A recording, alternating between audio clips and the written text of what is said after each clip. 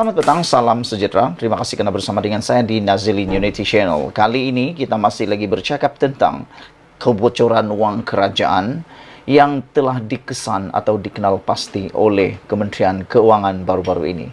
Wow, ini memang menarik dan perlu kita ambil tahu. Ini semua dipetik daripada BN Online, Komunikasi Barisan Nasional, yang memetik satu tajuk yang menarik perhatian saya sebagai pemerhati politik, yaitu MOF kenal pasti kebocoran wang kerajaan, bersedialah Muhyiddin. Apa cerita ini?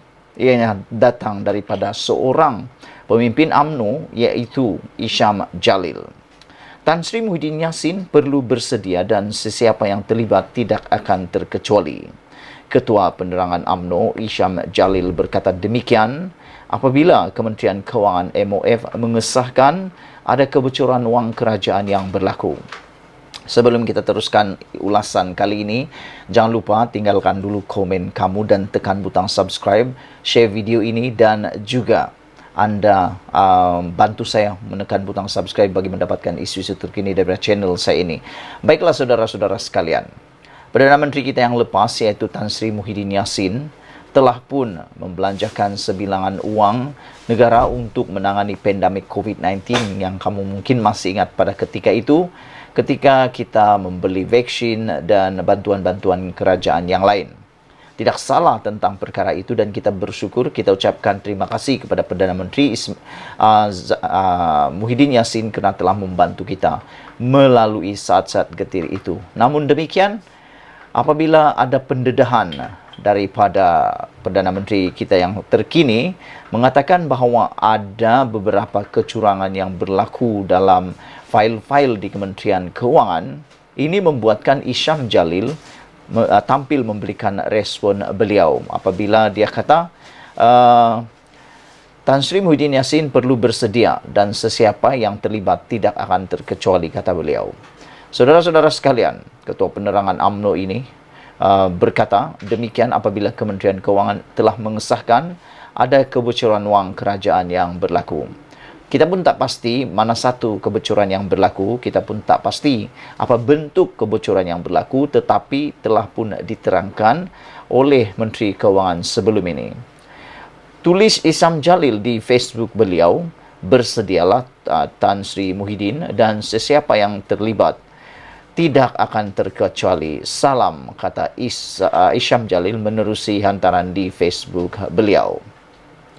Beliau turut berkongsi kenyataan dari Perdana Menteri Datuk Seri Anwar Ibrahim mengenai kebocoran wang tersebut melibatkan dana antara RM3 bilion ke RM4 bilion kepada parti dan tokoh politik tertentu.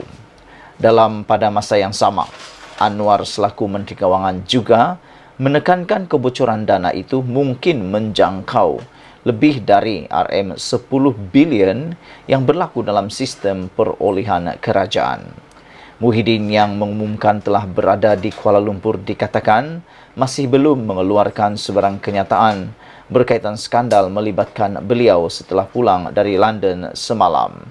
Saudara-saudara sekalian, perkara ini memang menarik perhatian kita sebagai rakyat Malaysia dan juga sebagai ahli pemerhati politik.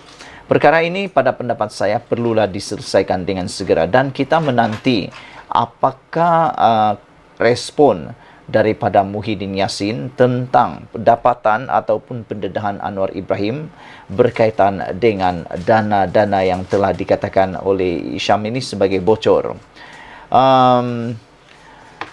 Kita harap apa yang berlaku dapat diselesaikan segera dan kalau benar ada kebocoran dan ada ketirisan serta yang paling penting ada berlaku penyelewengan wang kerajaan, segeralah diselesaikan dengan menahan, menangkap ataupun dibicarakan. Kerana duit itu sepatutnya disalurkan kepada kita, bukannya disalurkan kepada orang-orang tertentu, apalagi untuk memperkayakan orang-orang tertentu. Wang itu kalau ikut yang ditulis Isham Jalil, ia mungkin menjangkau lebih RM10 bilion yang berlaku dalam sistem perolehan kerajaan, kata Isham Jalil. Jadi kalau 10 bilion disalurkan untuk rakyat Malaysia, itu memang banyak, boleh membantu ramai orang yang ada di Malaysia. Lebih baik lagi 10 bilion ini kalaulah betul-betul dapat dikesan siapa yang menyebabkan ianya bocor, perlu diminta kembalikan. Supaya uang itu boleh diguna untuk membantu rakyat.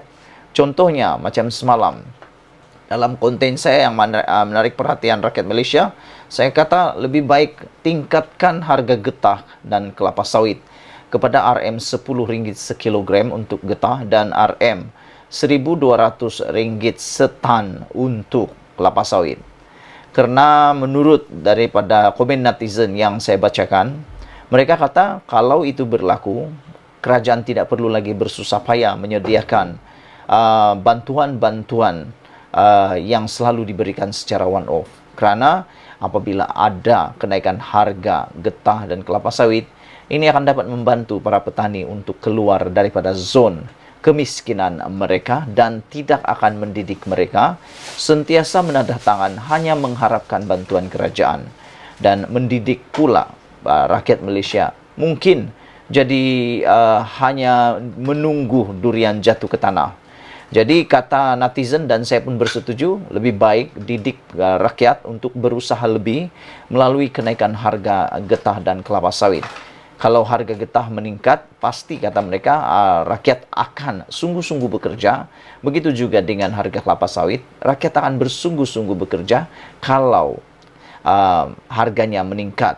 Jadi ini tidak akan mendidik rakyat menunggu dan jadi tepak tunggu sahaja semata-mata. Saudara-saudara sekalian, selain daripada itu, yang lebih menarik perhatian kita juga ialah apakah komen Tan Sri Muhyiddin Yassin selepas pulang daripada bercuti di London semalam. Adakah beliau akan membuat kenyataan dalam masa yang terdekat ini berkaitan dengan pendedahan Isham Jalil dan Anwar Ibrahim ini? Sekali lagi, saya ambil peluang untuk membacakan tajuk utama berita hari ini sebelum kita berpisah. MOF kenal pasti kebocoran wang kerajaan, bersedialah Muhyiddin, kata Isham Jalil. Tan Sri Muhyiddin Yassin perlu bersedia dan sesiapa yang terlibat tidak akan terkecuali. Ketua Penerangan UMNO Isham Jalil berkata demikian apabila Kementerian Kewangan MOF mengesahkan ada kebocoran wang kerajaan yang berlaku. Kata beliau, bersedialah Tan Sri Muhyiddin Yassin dan sesiapa yang terlibat tidak akan terkecuali. Salam, kata Isham menerusi hantaran di Facebooknya. Beliau turut berkongsi kenyataan dari Perdana Menteri Datuk Seri Anwar Ibrahim mengenai kebocoran yang tersebut melibatkan dana antara RM3 bilion ke RM4 bilion kepada parti dan tokoh politik tertentu. Dalam masa yang sama, Anwar selaku Menteri Kewangan juga menekankan kebocoran dana itu mungkin melangkau atau menjangkau lebih dari RM10 bilion yang berlaku dalam sistem perolehan kerajaan. Muhyiddin yang mengumumkan telah berada di Kuala Lumpur dikatakan masih belum mengeluarkan sebarang kenyataan berkaitan skandal melibatkan beliau setelah pulang dari London semalam. Sekian dulu untuk kali ini. Jangan lupa share video ini, tekan butang subscribe. Tekan butang subscribe itu percuma. Kita jumpa lagi. Malaysia kita punya, kita jaga sama-sama cintai Malaysiaku. Bye-bye.